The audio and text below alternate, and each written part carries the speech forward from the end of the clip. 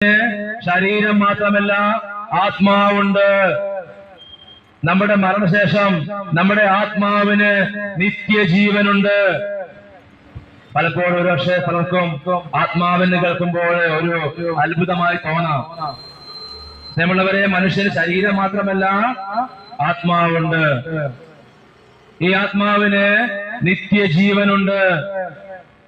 കർത്താവിന്റെ ഗ്രന്ഥത്തില്, വിശുദ്ധ ബൈബിളില് മനുഷ്യന്റെ ജീവിതത്തെ കുറിച്ചും നിത്യജീവനെ കുറിച്ചും ഉൽപ്പത്തി മുതൽ വെളിപാട് വരെ ദൈവത്തിന്റെ വചനം ഈ ലോകത്തോട് സംസാരിക്കുന്നുണ്ട്. സ്നേഹമുള്ളവരെ, നമ്മളായിരിക്കുന്ന ഈ കാലഘട്ടത്തെ കുറിച്ച് അനേകം വർഷങ്ങളായി പരിശുദ്ധ ദൈവമാതാവ്, കന്യകാമാതാവ് ഈ ലോകത്തോട് വിളിച്ചു പറയുന്നുണ്ട്.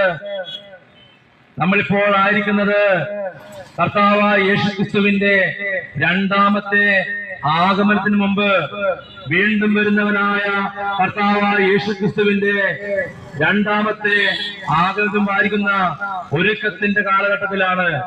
നമുക്കറിയാം, യേശുക്രിസ്തു വീണ്ടും വരും. വെളിപാടിന്റെ പുസ്തകത്തില് പ്രകാരം വചനം പറയുന്നുണ്ട്. വെളിപാട് 1-ാം അധ്യായം 7-ാം തിരുവാക്യം, ഇതാ അവൻ മേഘങ്ങളുടെ അകമ്പടിയോടെ ആഗതനാകുന്നു. ഇതാ അവൻ മേഘങ്ങളുടെ അകമ്പടിയോടെ ആഗതനാകുന്നു. ഓരോ മിഴിയും അവിടുത്തെ കാണും. അവനെ കുത്തിമുറിവേൽപ്പിച്ചവരും അവനെ പ്രതി മാറത്തടിച്ച് വിലപിക്കുന്ന ഭൂമിയിലെ സർവഗോത്രങ്ങളും അവനെ ദർശിക്കും. നമ്മളുള്ളവരെ, ദൈവമാതാവ് കഴിഞ്ഞ 100 വർഷമായി ഈ ലോകത്തിന്റെ പല കോണുകളിലും പല രാജ്യങ്ങളിലും പ്രത്യക്ഷപ്പെട്ടുകൊണ്ട് പ്രകാരം പറയുകയാണ്, ഇത് അനുദപിക്കേണ്ട കാലഘട്ടമാണ്, മാനസാന്തരപ്പെടേണ്ട കാലഘട്ടമാണ്, ഇത് പാപം പെരുകിയ കാലഘട്ടമാണ്, സാത്താന് അധികാരം നൽകപ്പെട്ട കാലഘട്ടമാണ്. അതുകൊണ്ടാണ് ഈ ലോകത്തിൽ ഇത്രമാത്രം പാപം പെരുകുന്നത്. ഈ കൊച്ചു കേരളത്തില് നമ്മൾ നോക്കണേ, ഈ കുറച്ച് വർഷങ്ങളായിട്ട് ഓരോ ദിവസവും പിടിക്കപ്പെടുന്ന 10,000-കണക്കിന് ലക്ഷക്കണക്കിന് വിലയുള്ള ലഹരി വസ്തുക്കളുടെ പിടിയിലാണ് ഇന്ന് നമ്മുടെ കേരളം.